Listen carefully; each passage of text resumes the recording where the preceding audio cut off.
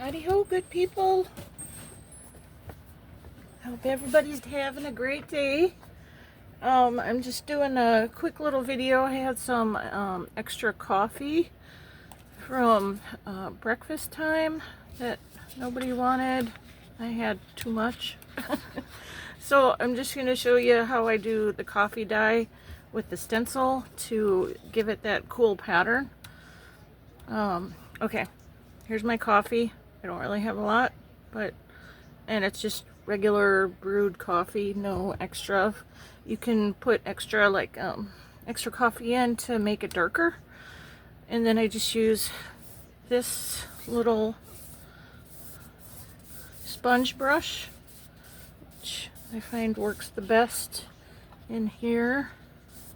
I do both sides, just a quick. And then I'm going to go ahead and do 2 papers because I do have a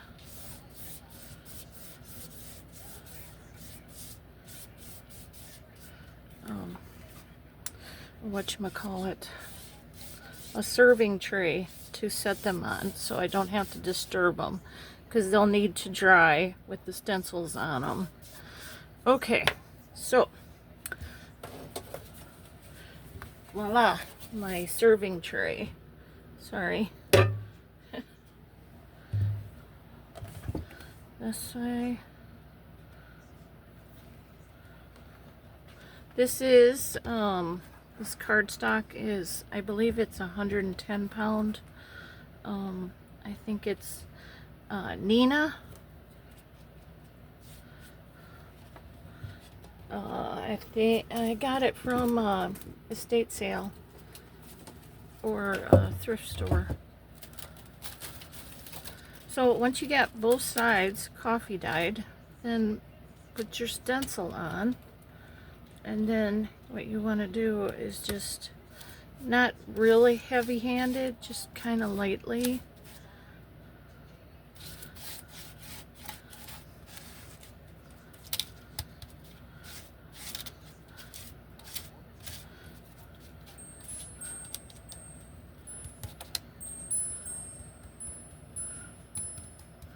And put a little extra coffee in it.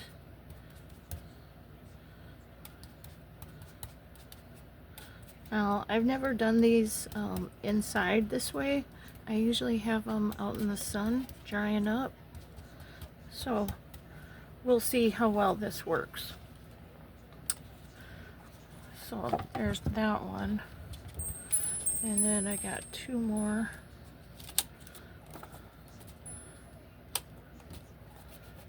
The stencils I think I got from, well, this one, Timmy Holtz one, I got for doing Halloween stuff, spooky stuff, because I do quite a bit. And it's just some German black lettering. Oh, that might not work that way. Okay, we're gonna go this way then. Yeah, I don't know how well this is gonna work inside. But we're trying it. We'll see if it does work. Usually if I do coffee dyeing inside, I only do a few papers at once, put them on the floor to dry. And then if you want the cool little like coffee stains on them, like little extra like raindrop type things on them, once it's mostly dry, then I go back and stick my fingers in and just squirt it and then let it dry that way, and that way it'll give you those little things. But that's it. Doesn't look like much, but just let it dry, and the pattern should be on it. If not just on one side, it may go through. I don't know. I've never used the 110 pound cardstock before for that. It's usually too much for me to keep track of special stenciled stuff. So I usually just do the little extra drops on it, on the stuff, if anything. But you know, if you're doing a special journal for somebody and they want something, you know, or you're doing flowers and stuff, you know, then I do more. So there's that. Then let's see. Oh, I wanted to show you these. This is also an idea. Just watercolored. I just taped it off with washi tape. Did like little sunsets, different skies, and then once that's dry, use embossing ink and a stamp to let's see, I used music notes, and I used the silver embossing powder, or I had tiny text on another stamp, not really legible, and just did little spots of it with a off-white embossing powder. So those can be just cut up and used for in junk journals. It's just another fun idea. I can't remember who I saw do that, but I really like that idea. Then also, let's see, I found my bin. This is a project that I was working on and then haven't gone back to for a while, but I do need to get back to it. It's just going to be a small little, I hope I'm in frame. I got the base done, I glued the paper to it, I have the book ready. It's just going to be a small little diary type, and this will be, the signature will go right there, so that part's that, and then I'll have pockets on this side, and do a bunch of decorating, but I can't really do a lot because that'll really add too much and then it won't close, so I gotta be careful with how much stuff I add to it. Then, since I have found my bin for that, I was just throwing stuff in so I wouldn't forget. And this was just a little piece of a old sheet. I just tore a little, just a little just a little strip, and all these little pieces of fabric I cut or tore, and I took the glue stick and I just used a little bit of glue on them and stuck them down, and it was just a long piece, and then I just cut it up. And what I've been doing is just hand stitching with embroidery floss around on it. Just a little something that can be a pocket in a journal, or a little tuck spot, or you know, a lot of different uses for it. So, and then like this one, because I cut it kind of wonky, you know, it looks to me like a little planting pot, so I figured I'd put it to a page. It can be a pocket, and then when you pull stuff out of the pocket, there'll be a little flower in the background or something. So a lot of different ideas there, but yeah, I just threw that in here so I wouldn't forget to use that. I also did a thinner strip of sheet, and I glued them down again, all the little scraps. And what I did was, when I get to a point, then I took it to the sewing machine. And so this is all sewn on, and then you can just cut off what you need. Stick little charms or little buttons on it. A lot of different uses for that. I think it's a snippet roll or something. And then I found my little file folders that I sewed the little book into. And then I have the bigger ones, which I still need to sew. I just haven't dug the sewing machine out. And then another thing I didn't want to forget was just using some different fancy folds to put extra things in, like that one. I know I have this. I did a video on how to fold it to make it like that. And then here is another one. It ends up being a little square, and I did several different sizes of that so that I could see what I wanted to put where. But it's just extra journaling space that doesn't take up a lot of space. And I saw somebody, see, I even made a really little one. This one's real cute. But then I made these. I cannot remember who I got the idea from. This is just a little strip of watercolor paper that I ran through an embossing folder so it has texture on it. And then I just took a piece of coffee dyed printer paper and folded it up so that, again, it's just a different way to put extra little journaling space into your journals. A little one and then a bigger one.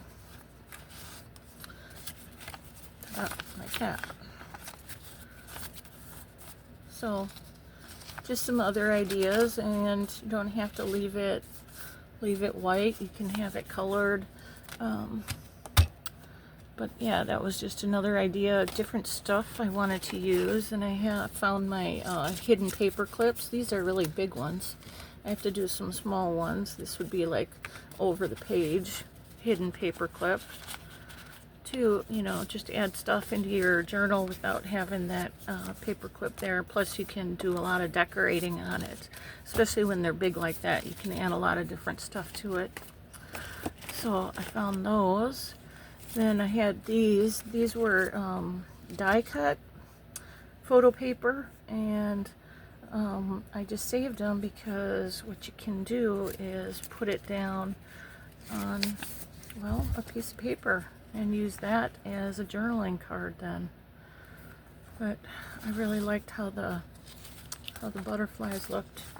So that's an idea with those. And then, oh, I found this. It's a little 3-pocket. I know, again, that I had done a video on it. I believe the original idea was by Crafty by Tony. Check out her channel on YouTube. It just has, it was made from a single piece of the cardstock that I just stamped on. I used all my homemade stamps on it, and then instead of gluing it, I sewed it. And then so you have this journaling card, and then this cute little card, which you can put coffee dyed paper on it so it has more writing area. And then I just grabbed a ticket to put in there. And then I like to keep all my sewing threads on because it just is more interest. And I just put a little ticket there, a little Friday the 13th is what I stamped on it because it's going in a spooky journal. So, and then you can just add this to a page in your journal and just use your hidden paper clip to hold it into the journal like that.